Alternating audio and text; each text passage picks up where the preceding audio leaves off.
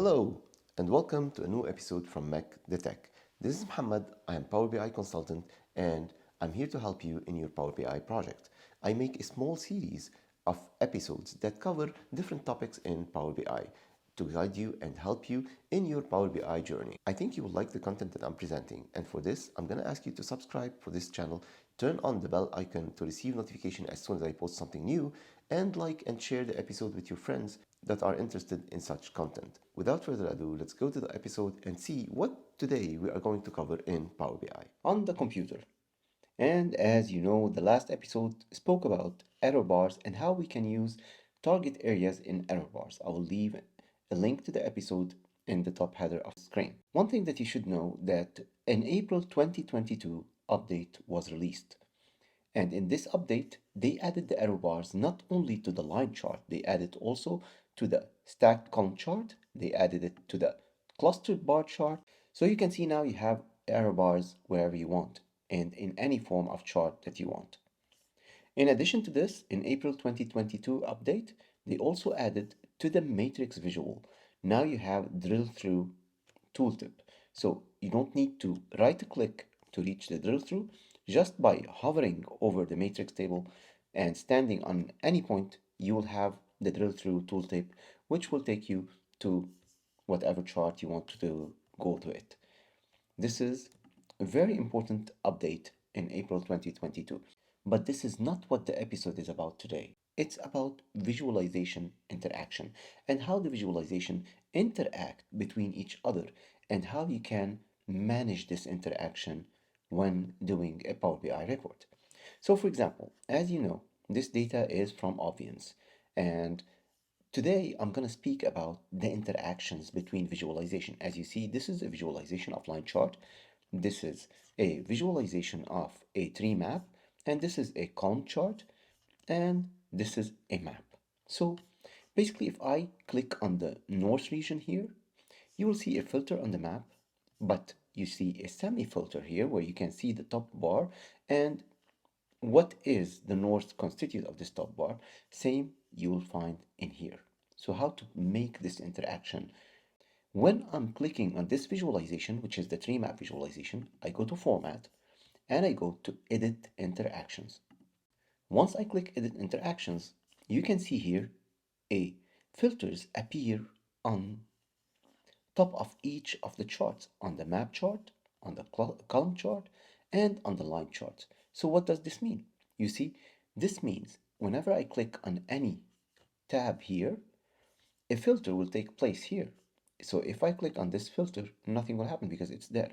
But if I click on this, this means wherever I click here, nothing will change in this area because I told it none, no interactions whatsoever.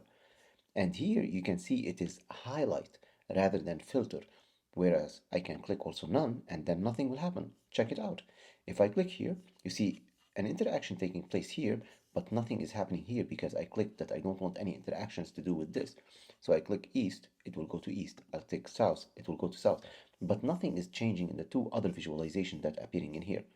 So now, if I click on this one, you will see immediately it's a highlight. It highlights for me the data from the complete chart. Whereas if I press filter, it will filter the data.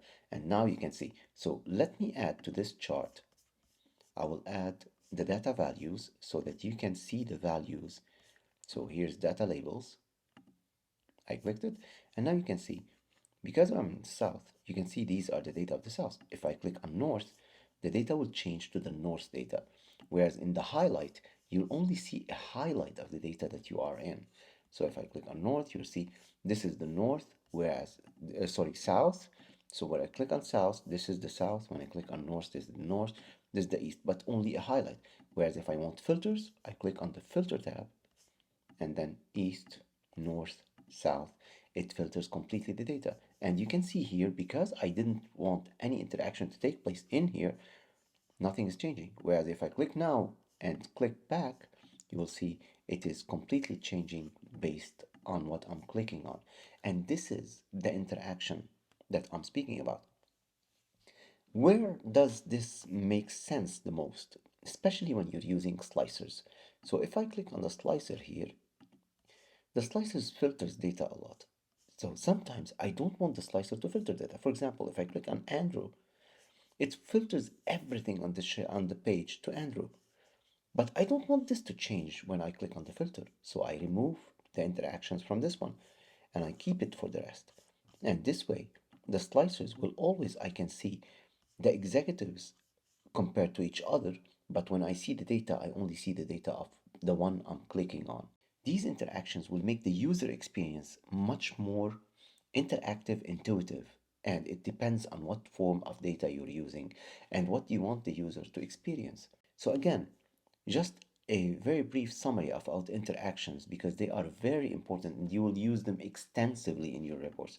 You click on Format, Edit Interactions, click Out. Now you are no more in the interactions, and you can see if I click on this one, this is filtered, this is filtered, this is not filtered. And if I click on here, you can see here it's a highlight. So I can click this and change the interactions.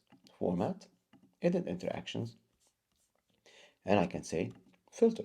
So this way, when I click on August, I can see a complete filtered data where I can see everything I want. September. Do I want to see this like this? No. So I remove the interactions from this one. And this way, when I click here, nothing is changing on this chart, but the months are changing on the tree map and on the area map that you're seeing over here. Hope you will benefit from this, and I'll see you in the next episode. That's it for today. I hope you liked the episode, and if you liked the episode, please write in the comments what did you like, and let's open a discussion about the episode and what you think is challenging to you in your Power BI project. I'm here to help you. Please reach out if you need any help. Have a nice day.